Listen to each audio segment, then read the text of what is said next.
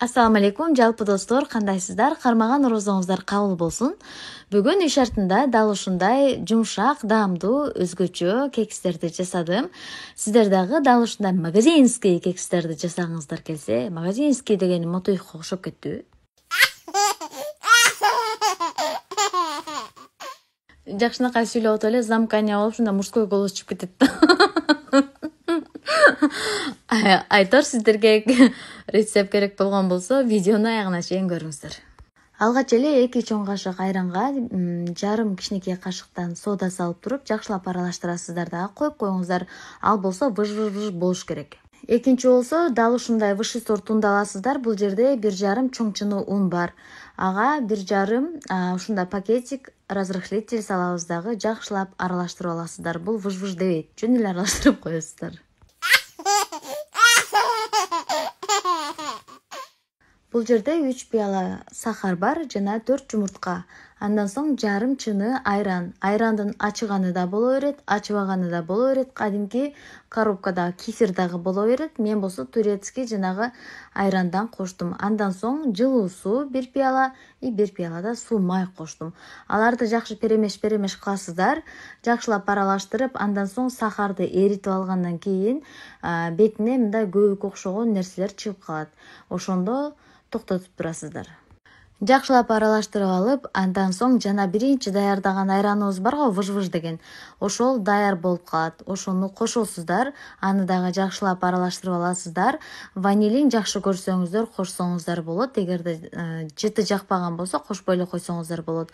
Мага аябай жагат, мен коштум. Андан соң жанагы 1,5 чыны унду акырындан бөлүп салып аласыздар. Анан баарыны бир салып алып түтөп отурбаңыздар ай.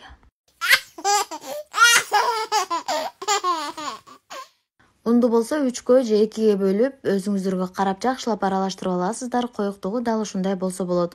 Дал ушул эле рецепт менен башка кекстерди, пончиктерди жасасаңыздар болот. Даяр болгон биздин суюктук бетине ушундай выж болуп чыгат, көрдүңүздөр.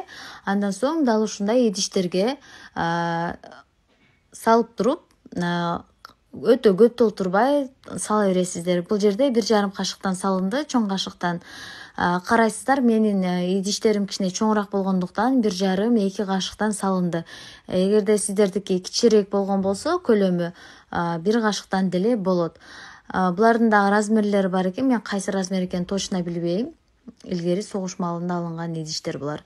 Андан соң бетине каалаган семечка болобу, мейиз болобу, жаңгак болобу, мак болобу өзүңүздөргө карап туруп жасап койсоңуздар болот.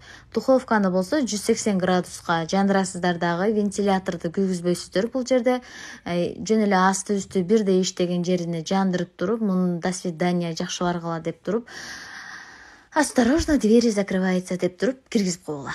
25-30 мүнөттүн ичинде дал ушундай кып-кызыл болуп даяр болуп келет. Көрүп турганыңыздардай өтө сонун көтөрүлдү, көрүнүшү дагы сонун. Жасап туруп дүкөндөргө өткөрсөңүздөр дагы болот, жасап туруп сразу жеп койсоңор дагы болот.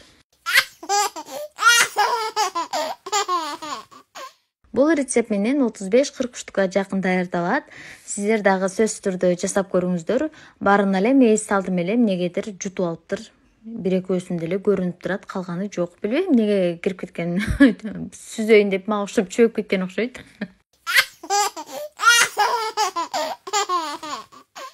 Мак менен даярдаганым дал ушундай болуп бышты. Сиздерге дагы жакты деген ойдомун. Андыктан сөзсүз түрдө жасап көрүңүздөр. Акзор ашканасы ар дайым акысыз рецепттер менен бөлүшөт. Жакшы туруңуздар.